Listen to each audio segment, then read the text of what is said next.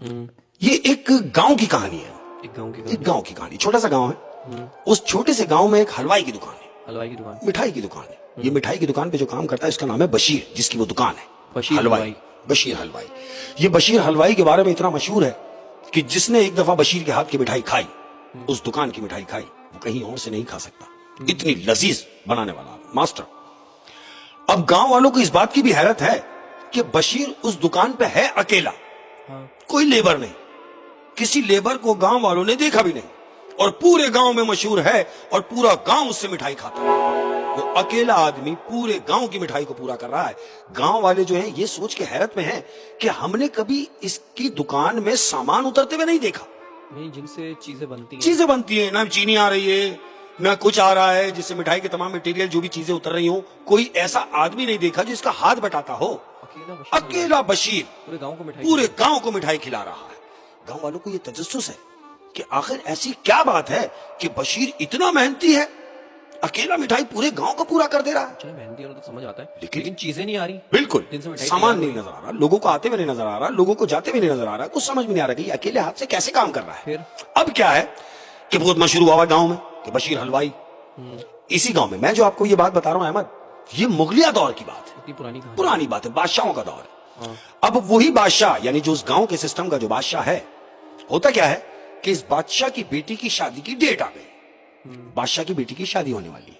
تو اس نے یہ سوچا, بادشاہ ہے, بولا بھائی میں پورے گاؤں کو مٹھائی کھلانا چاہتا ہوں, اور اپنی بیٹی کی شادی کی خوشی کی مٹھائی میں اپنے اڑوس پڑوس کی جو میری ریاستیں ہیں میں وہاں بھی بھیجنا چاہ رہا ہوں. بانٹنا بھی چاہتا ہے. یہ اپنے وزیروں کو, بادشاہ اپنے وزیروں کے سامنے کھڑا ہوا ہے, وزیر کھڑے ہوئے, بادشاہ ان کو حکم دے رہا ہے.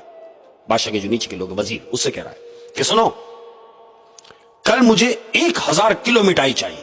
1000 کلو مٹھائی چاہیے, اور میں نے وہ مٹھائی پورے گاؤں میں تقسیم کرنی, اور بھیجنی بھی ہے مختلف ریاستوں میں جو پڑوس میں لگتے ہیں اس کے ارد گرد.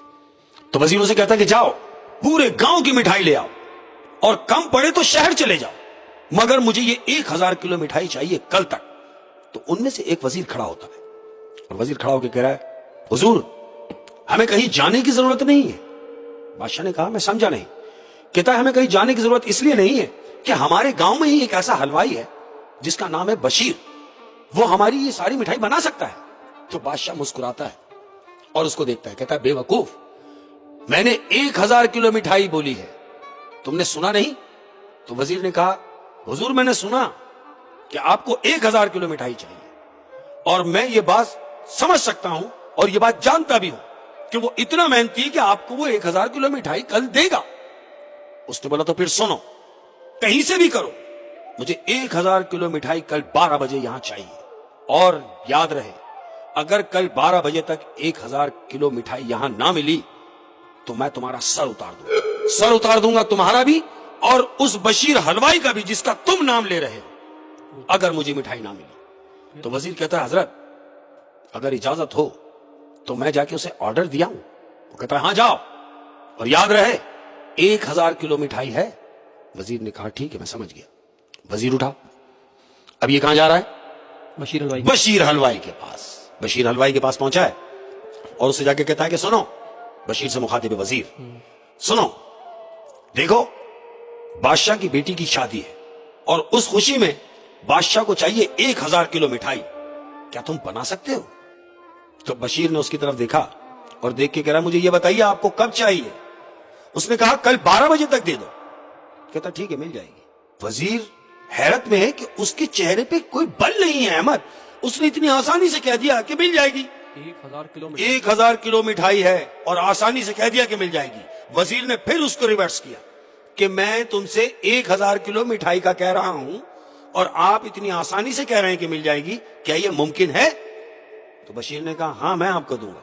تو وزیر نے اس سے کہا اگر مٹھائی نہ پہنچ سکی بادشاہ کے دربار میں ٹائم سے تو وہ میرا بھی سر قلم کر دے گا اور تمہارا بھی سر قلم کر دے گا. تو جانتے ہو بشیر اسے کیا کہہ رہا ہے؟ حلوائی بشیر اس سے کہہ رہا ہے تم پریشان نہ ہو, ہم دونوں کے سر سلامت رہیں گے, آپ کل آ کے مٹھائی لے جاؤ.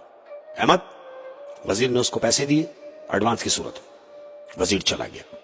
اب جب وزیر چلا گیا دوسرا دن ہوا. اب جب دوسرا دن ہوا تو وزیر کو یہ کھلبلی ہوئی, کہیں ایسا تو نہیں کہ میرا سر ہی کٹ جائے. 12 بجے کون جائے گا؟ کیونکہ اتنا بڑا آرڈر تو اس نے کبھی اتنا بنایا بڑا نہیں. آرڈر ہے. وزیر نے اپنے 2 اور لوگوں کو ساتھ لیا اور مٹھائی کی دکان پہ چلا گیا. یاد رہے کہ 12 بجے کا ٹائم ہے اس کا. کس کا؟ حلوائی کا 12 بجے دینے کا ٹائم ہے. یہ وزیر اپنے 2 آدمیوں کو لے کے 11 بجے اس کی دکان پہ پہنچ گیا. اب جب یہ 11 بجے اس کی دکان پہ پہنچا ہی ہے تو کیا دیکھتا ہے احمد کہ اس کی دکان کے باہر ٹوکروں کی ڈھیر لگا ہوا ہے. یعنی آرڈر ریڈی کر دیا. آرڈر اس نے 11 بجے ریڈی کر کے دکان کے باہر مٹھائی کے ٹوکرے رکھ دیے احمد. ایک